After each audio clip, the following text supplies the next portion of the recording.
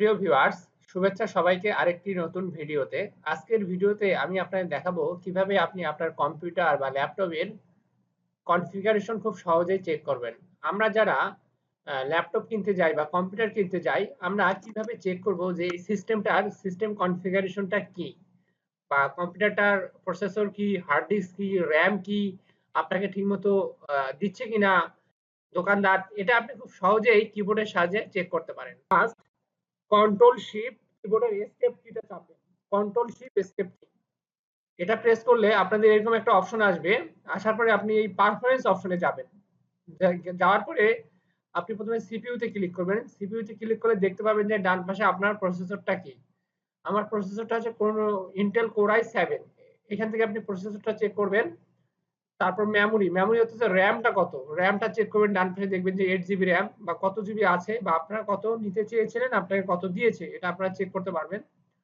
তারপর হার্ড ডিস্কটা আপনি দেখতে পাবেন যে এই যে নিচের দিকে আসলে দেখতে পাবেন যে এটা 1 টেরাবাইটের হার্ড ডিস্ক, যেহেতু 932 জিবি দেখাচ্ছে তার মানে হচ্ছে 1 টেরাবাইটের হার্ড ডিস্ক। তারপর আবার আছে ডিস্ক 1, এটা হচ্ছে এসএসডি। আমার এই ল্যাপটপটাতে হার্ড ডিস্কের পাশাপাশি একটি এসএসডিও আছে। আমার এখানে 250 একটা এসএসডি আছে, সেটাও দেখা যাচ্ছে। তারপর ওয়াইফাইটা দেখতে পাবেন, বা আপনার যদি কোনো গ্রাফিক্স থাকে, এক্সটার্নাল গ্রাফিক্স, সেটা আপনারা এখান থেকে দেখতে পারেন যে এখানে 4 জিবির একটা গ্রাফিক্স আছে। তো এভাবে আপনি খুব সহজেই কিবোর্ড থেকে কন্ট্রোল শিফট এসকেপ কিটা চাপলে আপনার এই উইন্ডোটা চলে আসবে। এভাবে আপনারা দেখতে পারেন একটা ওয়ে। আরেকটা ওয়ে হচ্ছে রান অপশন যাবেন, কিবোর্ডের উইন্ডোজ কিটা প্রেস করে রান লিখবেন।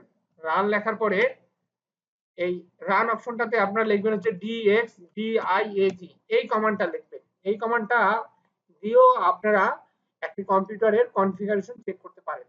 জাস্ট ওকেতে ক্লিক করবেন।